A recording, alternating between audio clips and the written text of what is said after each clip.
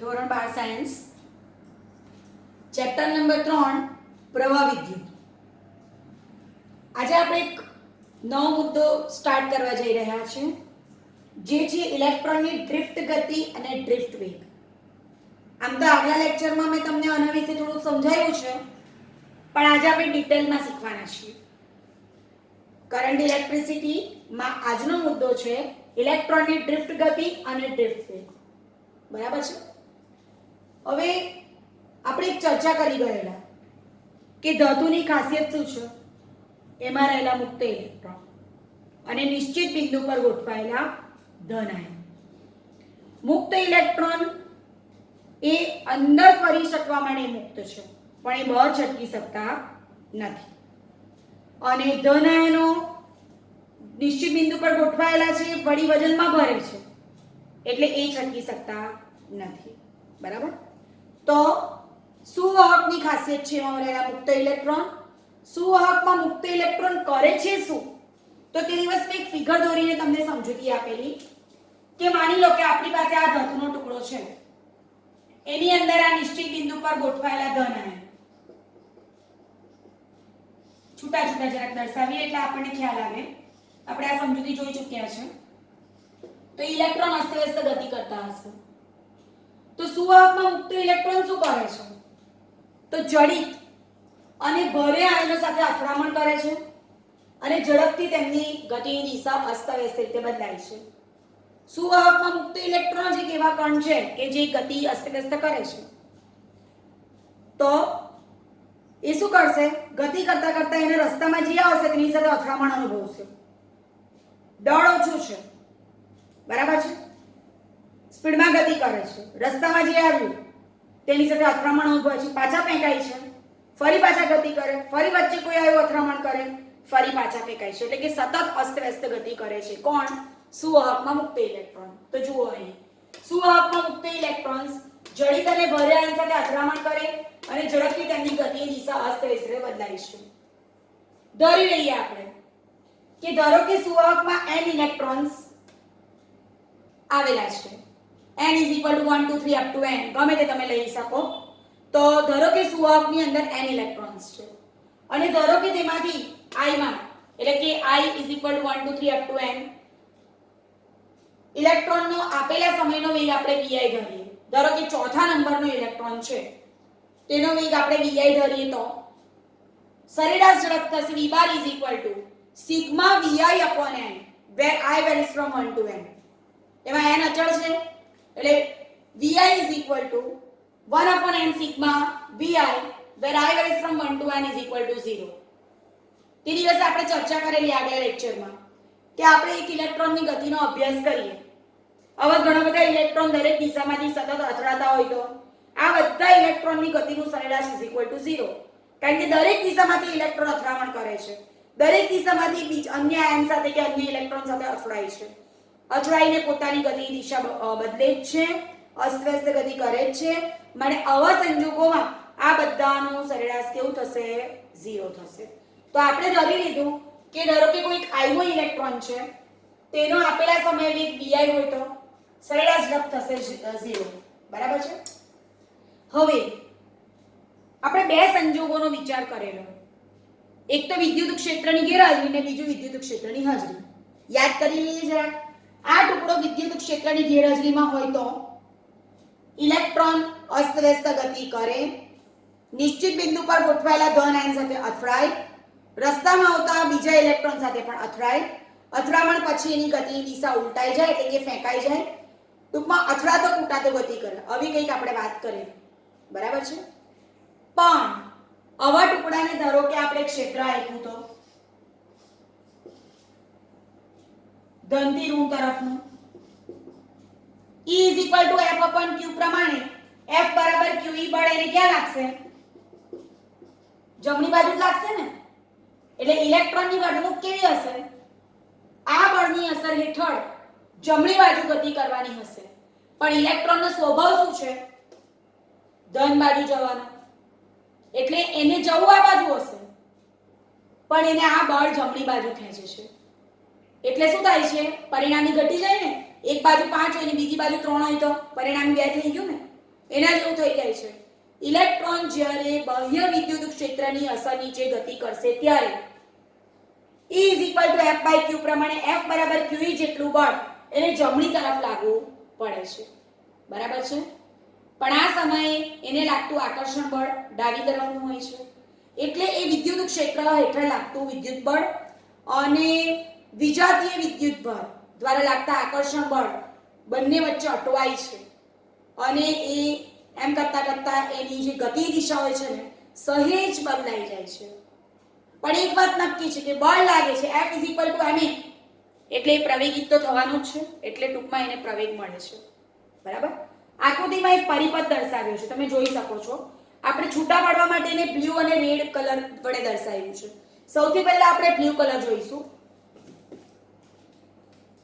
હું આને એ કહું છું.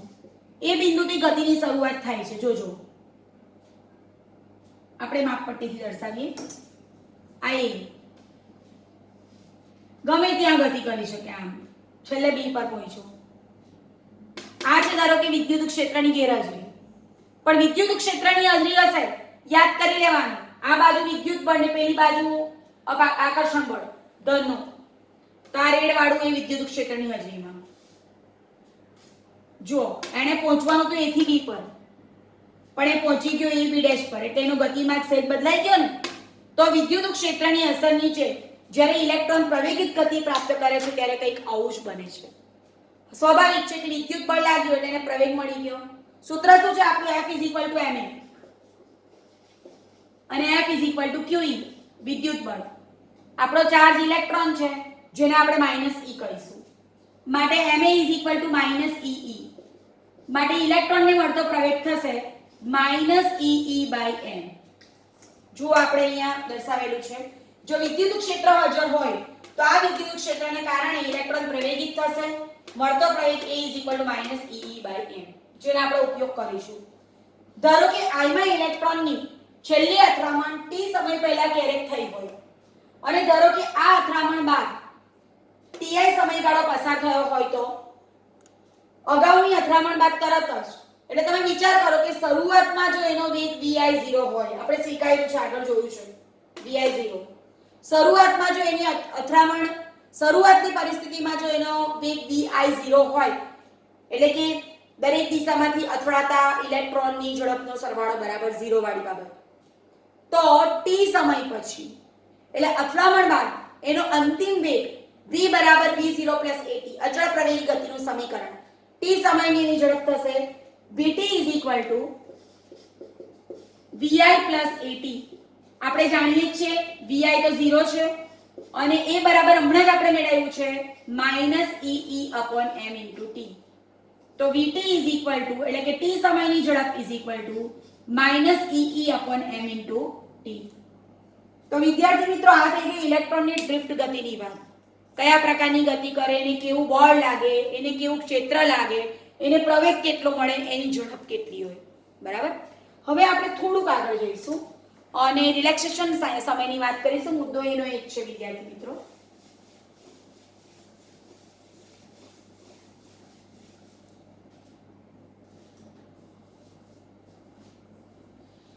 ઇલેક્ટ્રોન જ્યારે અથડામણ કરે ને ત્યારે ઇલેક્ટ્રોન અથડામણ કરીને A થી B પર પહોંચે. ક્ષેત્રની હાજરીમાં A થી B ડેશ પર પહોંચે. બરાબર. તો ઇલેક્ટ્રોને અહીંથી ગતિની શરૂઆત કરી, અહીંયા પહોંચ્યું, આમ આવ્યું, રિટર્ન, એક સંગત પૂરો, એક અથડામણ પૂરી, ફરી પાછો ગયો, ફરી પાછો આવ્યું, બીજું પૂરું. તો ઇલેક્ટ્રોનની આયનો સાથેની બે ક્રમિક અથડામણ, બે ક્રમિક એટલે પહેલી પૂરી બીજી પૂરી વચ્ચેનો સમયગાળો. ઇલેક્ટ્રોનની આયનો સાથેની બે ક્રમિક અથડામણ વચ્ચેનો સરેરાશ સમયગાળો એટલે કે રિલેક્સેશન ટાઈમ, જેને આપણે ટાઉ તરીકે ઓળખીશું. બરાબર છે. ઇલેક્ટ્રોનની આયનો સાથેની બે ક્રમિક અથડામણો દરમિયાનનો સરેરાશ સમયગાળો, જેને શું કહીશું આપણે? રિલેક્સેશન ટાઈમ, જેની સંજ્ઞા છે ટાઉ કે ટાઉ. બરાબર છે. ચાલો હવે હું એના પદમાં ઝડપ લખીશ. સિમ્પલ ઇક્વેશન આની આ જ વસ્તુનો ઉપયોગ કરું છું. છતાં કોઈક વાર ભૂલી જવાય તો પ્રવેગ બરાબર વેગ ભાગ્યા સમય, વેગ બરાબર પ્રવેગ ગુણ્યા સમય. પ્રવેગ આપણે હમણાં જ શોધ્યો ઇલેક્ટ્રોનનો માઈનસ e upon m અને સમયની જગ્યાએ ટાઉ. તો v minus e upon m into tau જેટલી ઝડપ ઇલેક્ટ્રોને t સમયના અંતે પ્રાપ્ત કરી હશે. બરાબર. હવે આપણે જોઈએ ડ્રિફ્ટ વેગ અને વિદ્યુત પ્રવાહ ઘનતા વચ્ચેનો સંબંધ.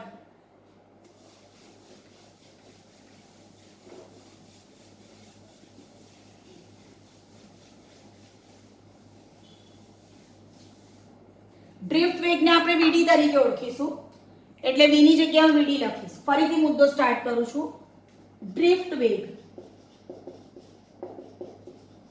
અને વિદ્યુત પ્રવાહ ઘનતા વચ્ચેનો સંબંધ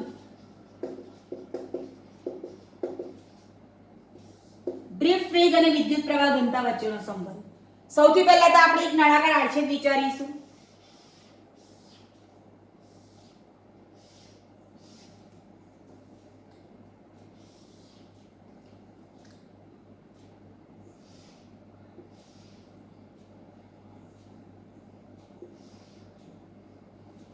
ત્યાર પછી એનો એક આડછેદને આપણે એ કહીશું એટલે કે એ આડછેદ વાળો એક નળાકાર વિચારીશું. વિદ્યુત ક્ષેત્ર ધારો કે આ તરફનું છે અને વિદ્યુત ક્ષેત્ર આ તરફનું એટલે આ પ્લસ છે ને આ માઈનસ છે. આ ઈ છે. સ્વાભાવિક છે કે આ પ્લસ ને આ માઈનસ હોય તો ઇલેક્ટ્રોનની વૃત્તિ શું હશે?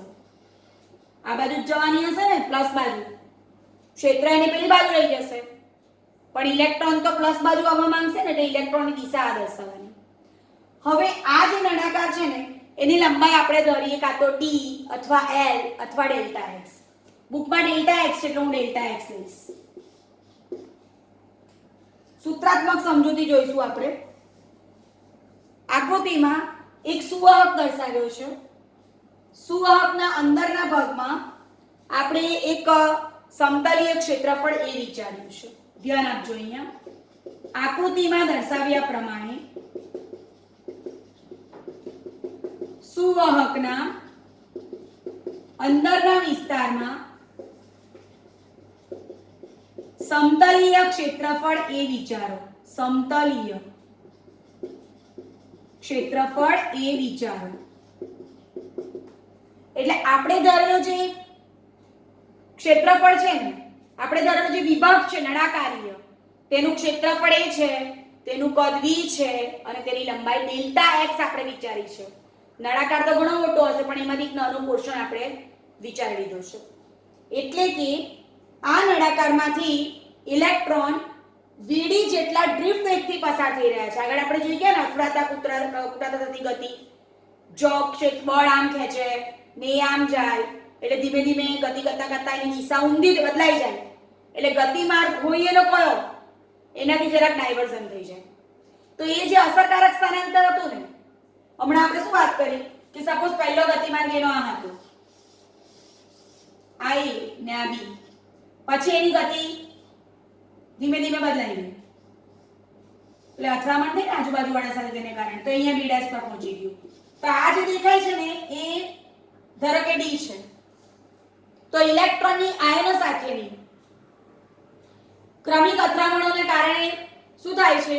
ઇલેક્ટ્રોન વિદ્યુત ક્ષેત્રને કારણે બળ અને વિજાતીય વિદ્યુત ભારને કારણે આકર્ષણ બળ વચ્ચે અથડાતો કૂટાતો ગતિ કરે છે. આ દરમિયાન તેણે કરેલું અસરકારક સ્થાનાંતરને અનુરૂપ વેગ એટલે ડ્રિફ્ટ વેગ એટલે આપણે અંતર b' કહીએ. b પર પહોંચવાનું તો પહોંચી ગયો b' પર તો b' અંતર ભાગ્યા સમય વેગ. તો આ ડ્રિફ્ટ વેગ છે. બરાબર છે. vd d/t કે ડેલ્ટા x/t તમે ગમે તે લઈ શકો. મેઈન મુદ્દા પર આવીએ આપણે. ધારો કે ઇલેક્ટ્રોન ડેલ્ટા t સમયગાળામાં આકૃતિમાં દર્શાવ્યા પ્રમાણે ડેલ્ટા x જેટલું અંતર કાપે છે.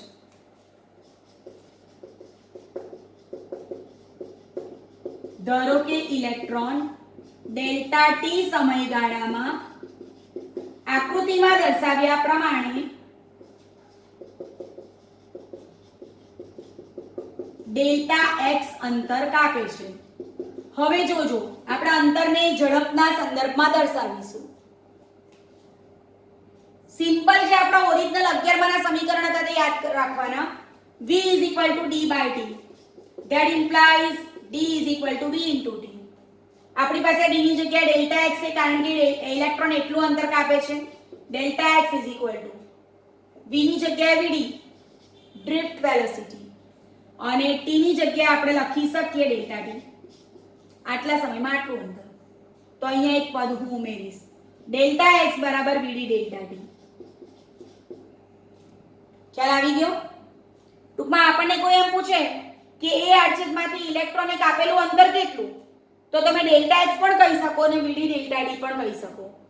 હવે આપણે વાયુના ગતિવાદમાં 11મા ધોરણમાં એક સમીકરણ જોઈ ગયેલા કે એકમ કદ દીઠ ઇલેક્ટ્રોનની સંખ્યા એટલે સંખ્યા ઘનતા.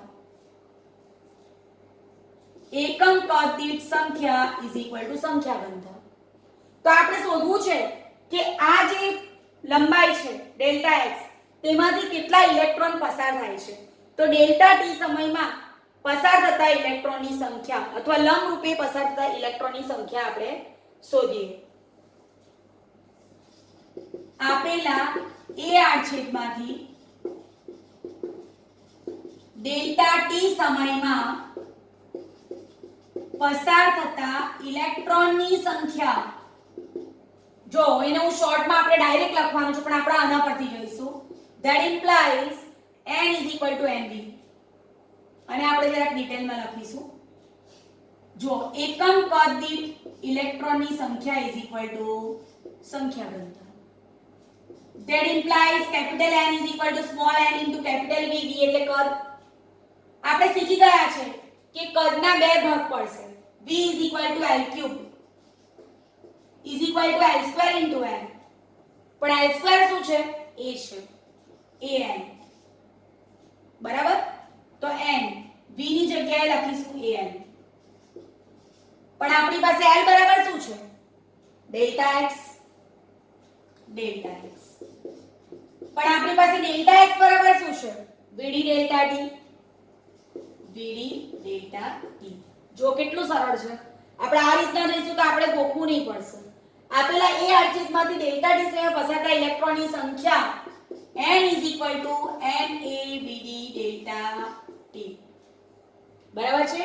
આ સંખ્યાનું માપ આપણને મળી ગયું. ધ્યાન રાખજો આ vd ને આપણે માનાંકમાં મૂકવું પડશે. હવે એક ઇલેક્ટ્રોનનો વિદ્યુત બળ શું છે? -e છે. આપણી પાસે તો કઈ એક જ ઇલેક્ટ્રોનની ગતિનો અભ્યાસ કરીએ છીએ. આપણી પાસે ઘણા બધા ઇલેક્ટ્રોન્સ છે.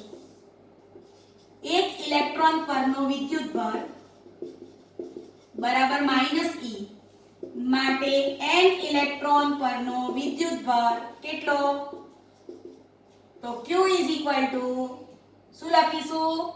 ne n e બરાબર -n અરે e a vd delta t.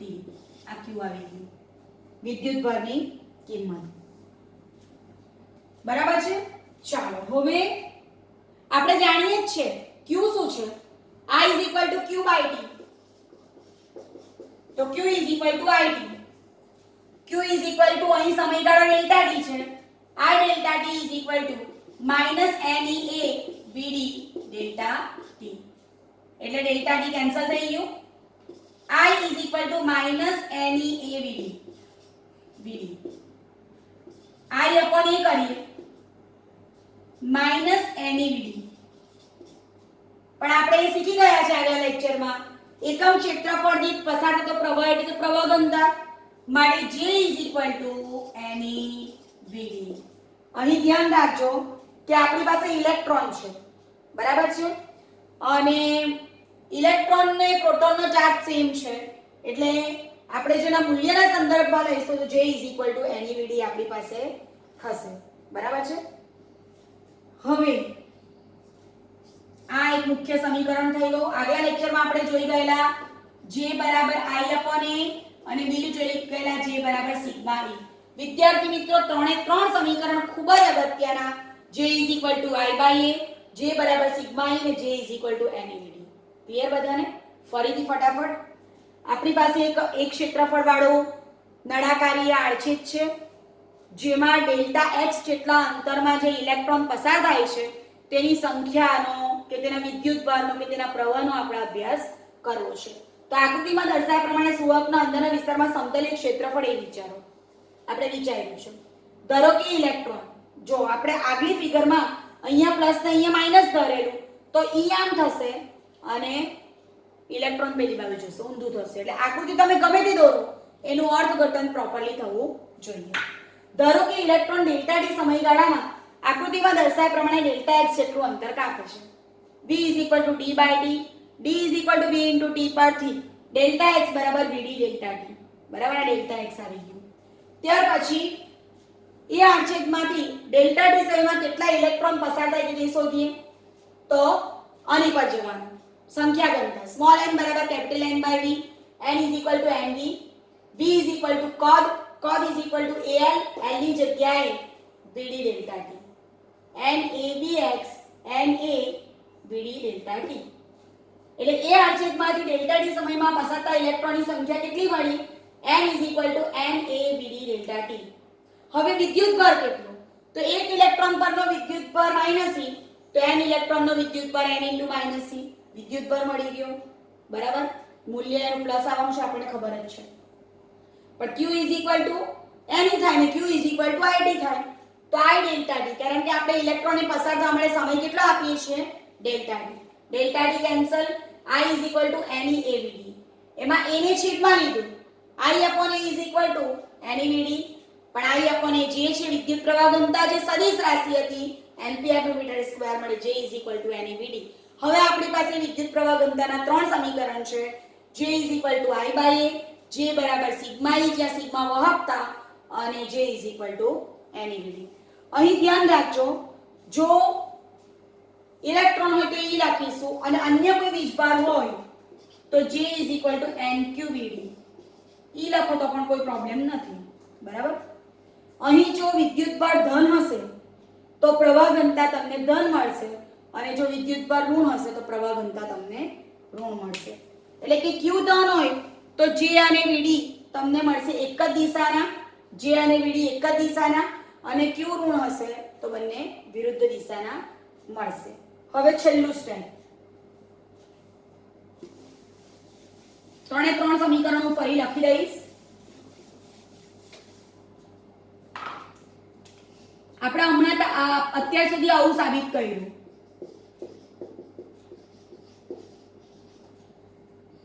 તો મારું છેલ્લું સમીકરણ આવું હતું, NEVD. આમાં મેં VD ની કિંમત આગળ તારવી રીતે હું મૂકું છું. એમાં આપણે આવું કંઈક કરેલું, V ની જગ્યાએ VD, A ની જગ્યાએ -EE/m અને T ની જગ્યાએ ટાઉ. એને અહીંયા મૂકી દઈશું. હું અત્યારે વિદ્યુતભારની જગ્યાએ E લખું છું. એટલે શું કર્યું આપણે? VD ની કિંમત જ મૂકી છે. માટે J is equal to NE² tau upon m into E. બરાબર છે? અહીં આપણે બીજું પણ એક કામ કરી શકીએ, ગમે ત્યાં કિંમત મૂકી શકાય. દાખલા તરીકે હું અત્યારે કિંમત મૂકું છું I વાળા સમીકરણમાં, I is equal to NEVDA. આવું કંઈક હતું, NEVDA. બરાબર છે. એમાં હું VD ની વેલ્યુ મૂકું છું કારણ કે આપણે અલ્ટિમેટલી J અને E સાથેનો સંબંધ જોઈએ છે. આ બધું સેમ જ છે, આ જે જ છે ને. તમને પ્રવાહ માંગ્યો હોય તો આ લખો, પ્રવાહ ઘનતા માંગી હોય તો આ લખો. ફરીથી એટલા માટે લખું છું કે આપણને ખ્યાલ આવે. VD is equal to EE upon m into tau. તો આ થઈ ગયું J બરાબર NE² E upon m into tau. બરાબર, આ J નું સમીકરણ આપણને મળી ગયું. હવે એને આપણે કમ્પેર કરીએ જે બરાબર સિગ્મા ઈ સાથે. આ બેને કમ્પેર કરો તો સિગ્મા શું મળ્યું? n e square tau by m. Sigma શું છે? સિગ્મા વાહકતા છે. વાહકતા, કંડક્ટિવિટી, જેનો રિલેક્સેશન ટાઈમ ઓછો. રિલેક્સેશન ટાઈમ પરથી જઈ શકીએ ને આપણે, બરાબર છે? તેની વાહકતા ઓછી. જેનો રિલેક્સેશન ટાઈમ ઓછો તેની વાહકતા ઓછી. કેમ? તો આપણે આપણી ભાષામાં કહીએ તો એને આરામ કરવાનો સમય નથી પડતો ને, એટલે વાહકતા સ્વાભાવિક રીતે ઓછી જ થવાની છે. જેનો રિલેક્સેશન ટાઈમ વધુ તેની વાહકતા વધુ. થોડાક સમય પછી સંગત થાય તો સંગત યોગ્ય રીતે થઈ શકે. બીજું આપણે એક વસ્તુ જાણીએ છીએ કે અવરોધકતા બરાબર 1/વાહકતા, એટલે કે આનું ઊંધું થશે અવરોધકતા. ρ = m/n² ટાઉ. જેનો રિલેક્સેશન ટાઈમ ઓછો તેની અવરોધકતા વધુ. સાબિત થઈ જ ગયું ને. આરામનો સમય ઓછો છે તો વાહકતા ઓછી છે એટલે અવરોધકતા વધુ છે, બરાબર? એટલે અવરોધકતા અને રિલેક્સેશન ટાઈમ વ્યસ્ત પ્રમાણમાં છે, જ્યારે વાહકતા અને રિલેક્સેશન ટાઈમ સમપ્રમાણમાં છે, બરાબર છે? તો J = I/A sigma E NVD. J બરાબર NVD, એમાં VD ની વેલ્યુ મૂકી, સિગ્મા સાથે કમ્પેર કર્યું. સિગ્મા બરાબર n² ટાઉ બાય m અને ρ = m/n² ટાઉ. બરાબર? આટલા મુદ્દા પર આપણે ધ્યાન રાખીશું અને વારંવાર એકના એક વિડિયો જોતા રહીશું. Thank you very much.